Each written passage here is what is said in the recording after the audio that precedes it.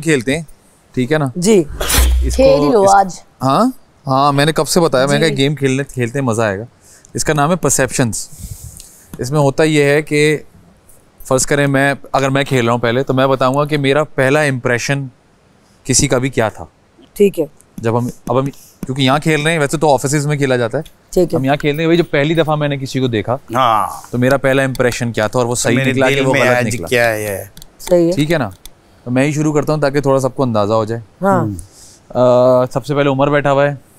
उमर का इम्प्रेशन या परसेप्शन मेरा ये था कि ये एक क्वाइट आदमी है और मुझे ऐसा लग रहा था कि ये बिल्कुल कॉर्नर हो जाएगा, क्योंकि लोग अगर ये ज़्यादा आइस ब्रेक नहीं करेगा तो ये कॉर्नर हो जाएगा और फिर इसको प्रॉब्लम होगी। लेकिन मेरा परसेप्शन बिल्कुल चेंज हो गया, सही, क्योंकि ये कॉर्नर भी नहीं हुआ माशाल्लाह।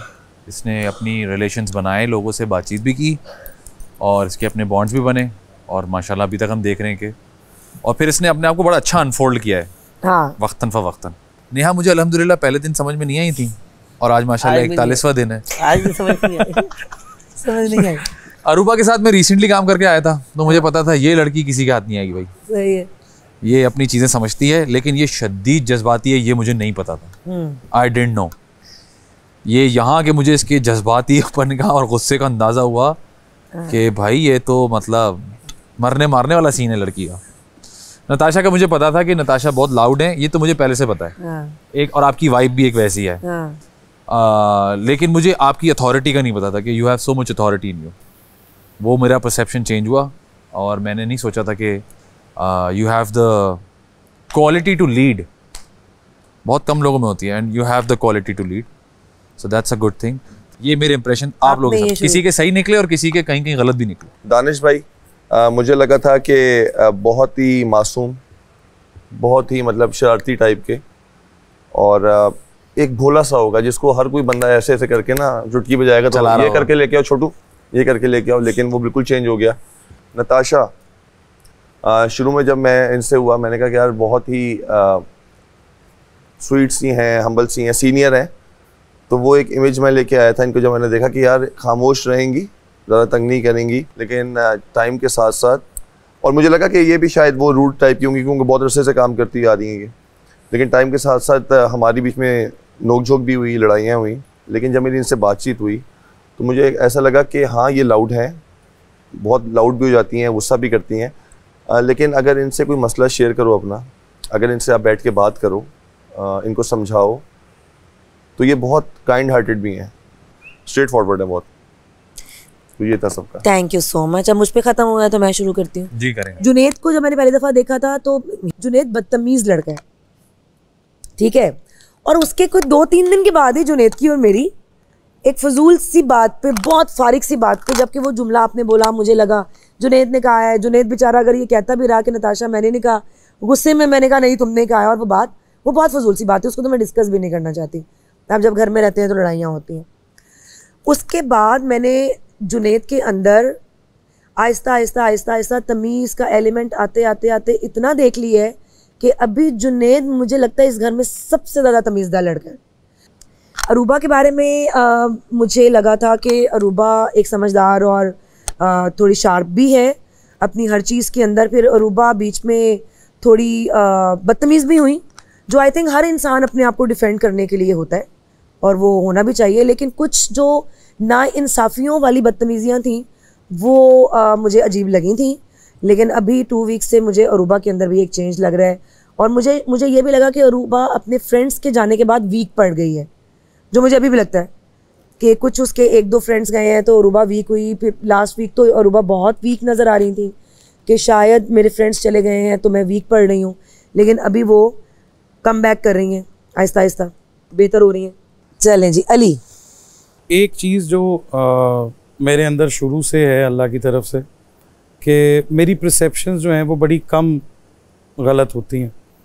अगर तो मैं टाइम से होता है कि जब मैं आया था सो हमने हर इंसान पे शायद उतना फोकस नहीं रखा था, जैसे कुछ लोग ऐसे हैं जिन्हें मैंने नोट ही 2 हफ्ते के बाद करना शुरू किया। फैज़ान के बारे में मैं ये कहूँगा कि जब मैं इस घर में आया तो सबसे ज़्यादा अगर मैं गायबाना किसी को जानता था अपनी तरफ से तो वो फैज़ान था।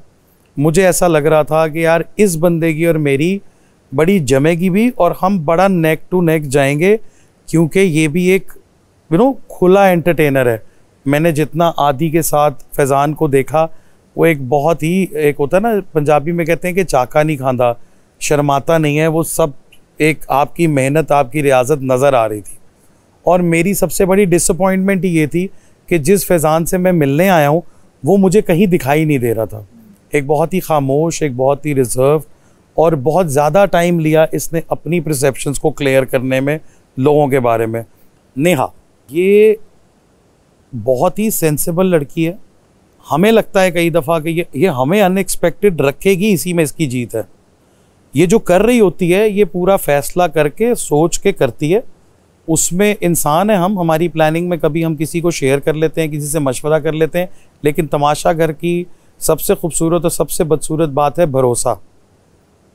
कोई इंसान आपको ऐसा मिलेगा जो भरोसा जीतना या रखना चाहता है, वरना सब डरे हुए थे। हमें दीवारों को पे भी शक हो रहा था आने के बाद। सो अभी भी ये, अब जाके मुझे लगता है कि मैं इसको बहुत हद तक समझ गया हूँ।